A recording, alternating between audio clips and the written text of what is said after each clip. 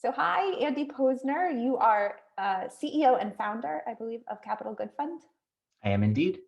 Thanks for doing this. My pleasure.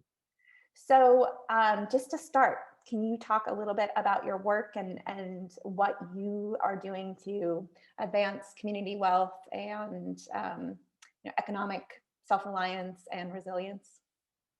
Yeah, I'd be happy to. So we're a nonprofit lender. We're based in downtown Providence, and we operate through a number of states. And we help people build wealth through two product lines. The first one is small dollar personal loans, ranging from $300 to $25,000. And the second one is a one-on-one financial/health coaching program. So on the lending side, we think about the wealth building component in three ways. The first one is that we're designed to be an alternative to super high interest loans like payday loans, pawn shops, rent to own, that carry interest rates anywhere from 60% to, in Rhode Island, 261% for a payday loan. And there's a tremendous amount of data to show that these lenders target marginalized, vulnerable communities, immigrant communities, communities of color, and that they strip millions of dollars in wealth from those families. A $300 payday loan can end up costing $700 in interest and fees. A $300 loan with us is going to cost about $10. We estimate we've saved our clients $5.5 million over the years, and that's money that literally is food on the table, rent, utilities, car payments, things like that. So that's the first way that we're building wealth. The second way is that we report to all three credit bureaus. There's a growing movement called the credit as an asset, and it recognizes that if you want to buy a home, a car, start a business, move into an apartment, etc., you need to have good credit. And we see an average FICO increase of 75 points for our borrowers. Lastly is the impact of the loans themselves. If you think about with our immigration loans, for example, helping somebody become a citizen, that opens a whole host of doors for them. Or a domestic violence survivor who is able to place a security deposit on an apartment, that of course is both life-changing and potentially life-saving. And then on the financial coaching side, that's where we dive into somebody's budget and help them manage their debt, create a plan for building credit, create a savings plan, and that sort of thing. So those two work in concert to help build wealth for local communities and families. And how do people find you? Yeah, it's a little tricky because, our competitors often have a brick and mortar presence. There are more payday lenders than there are McDonald's and Starbucks combined in the US. Wow, I did not know that. Yeah, it's a very pernicious industry. We can't put up a micro store or micro branch in every neighborhood. So instead, what we do is we've made millions of dollars in investments in making our platform extraordinarily easy and accessible, even on a basic smartphone in English or Spanish. So people hear about us through word of mouth, doing Google searches, earned media. We do Google AdWords ads. We have targeted community partnerships like with the United Way, Dorcas International Institute, and so on and so forth. And yeah, those are the primary means that people learn about us. And because the need is so high and because our rates are so much lower, I mean, we charge 5% on a $300 loan compared again to 261%. Once people learn about us, they come to us. Yeah, we're very proud we're coming up on 7,000 loans closed for $14 million in the community. And you've been around for 10 years? 12 years, but about 90% of that growth has been over the last 3.5 years. So last year we did 1,600 loans for $3.3 million in the middle of a pandemic. And this year we're looking to double that. Wow. It's pretty tremendous growth. What have been the biggest barriers or challenges for you in this work? Well, because we're a very high growth organization, a lot of social service agencies they serve fewer people, but they spend more time per client. And our model is, it's a little more transactional because we aren't getting capital in people's hands. And that means that we need to invest a lot in our infrastructure, our technology, our marketing, there's a lot of legal work associated with being a lender. And raising money for that is difficult. Most funders, as you know, like to fund programmatic expenses. Um, so it took us many years to raise enough money to start to invest in our technology platform. Another challenge is that there isn't another nonprofit lender that does what we do. There just isn't. And not just in Rhode Island, I mean, nationally. So we've had to figure out a lot of things on our own. Whereas, if we were doing small business lending, there's all sorts of people doing it. We could have learned from their models. So it took us a while to really figure out our model. And then an additional challenge we have is that not only do we have to raise money for our operating costs, but the money that we lend out, we borrow. So we also have to raise that capital. Over the last couple of years, as we've gotten more momentum and financially stronger, it's become easier. But there have been points in the past where we've run low on money to lend, and that always sucks because you want to keep up with demand. So can you talk a little bit about, you've done some interesting things in terms of community investment to raise money and broaden the network of places where you're generating income from. Can you talk about a little bit about that and what the experience was like? Yeah, so when I started the organization, one of the things I liked about the lending model was that it allows you to charge an interest rate that has the potential to generate revenue. And our goal is to get to a place where all of our operating costs are actually covered by the interest income that we earn on the loans. And again, to do that, we need to raise a lot of capital, including money to lend. So what we've done is that we certainly get a lot of loans from banks and credit unions, also the Rhode Island Foundation where you used to be. But additionally, we've opened it up to investors, so the general community. So community members can make a loan to us and they can designate where they'd like it to go. They can say, I'd like you to lend it in, Greater Providence or Rhode Island or what have you. And then they earn a modest return. I mean, we're not paying double digits or anything. We pay 1 to 5%, 1 to 5.5%.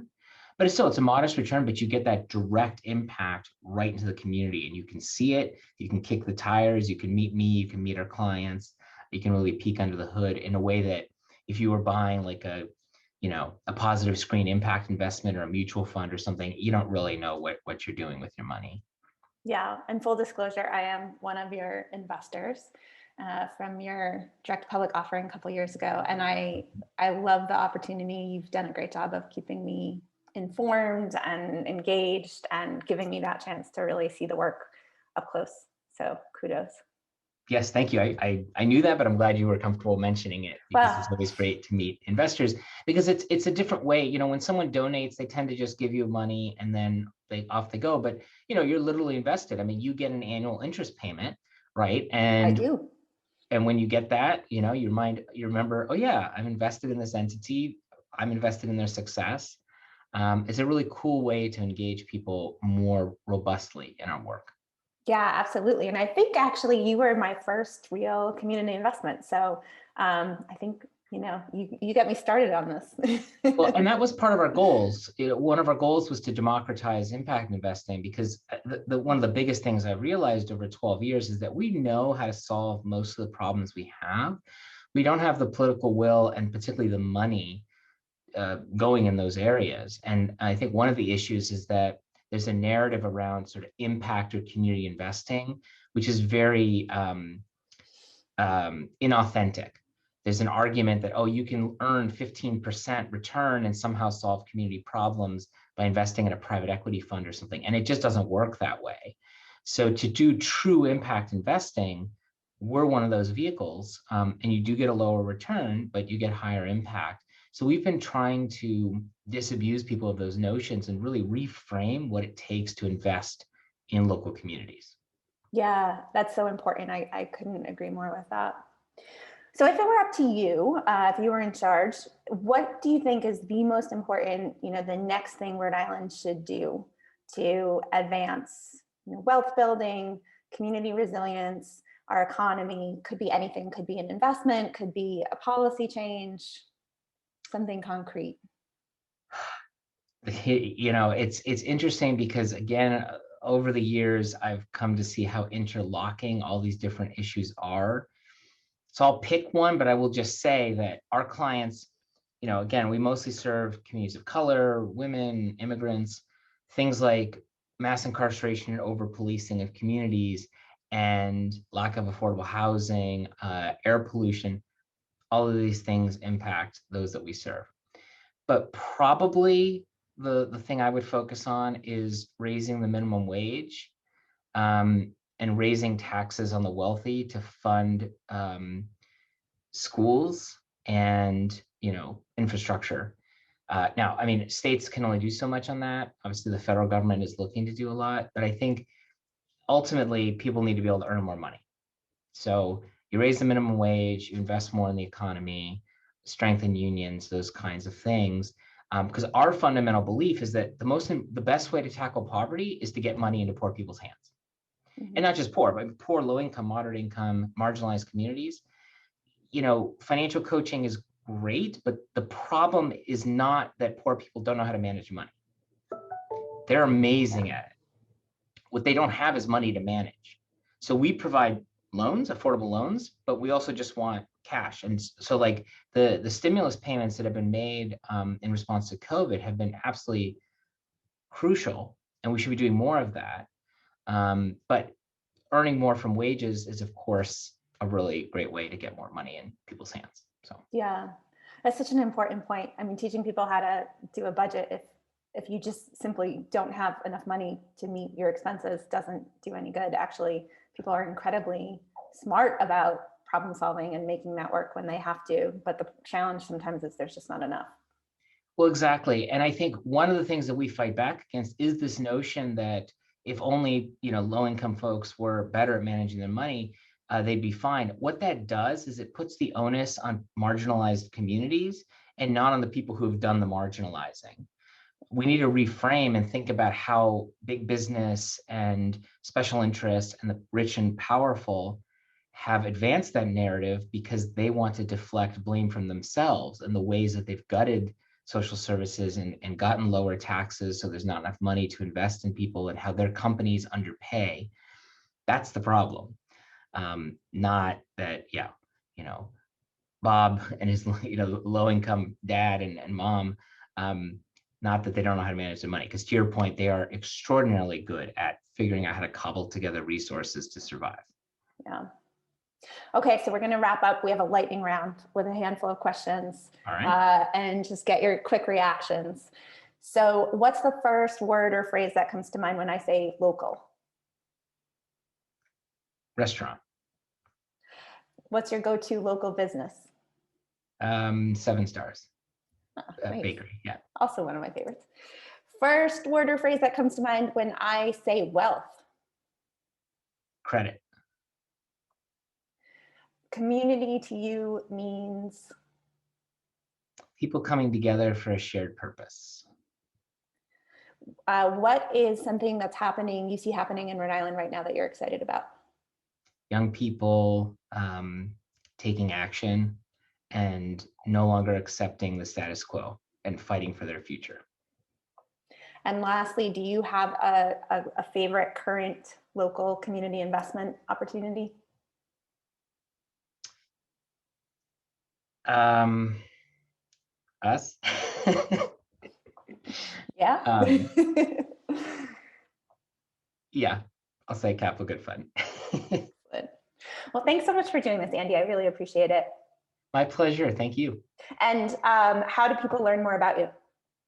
So they can go to capitalgoodfund.org, and from there they can they can apply for a loan, they can sign up for coaching, they can learn about how to donate or how to invest in our work. Awesome. Thank you. Thank you.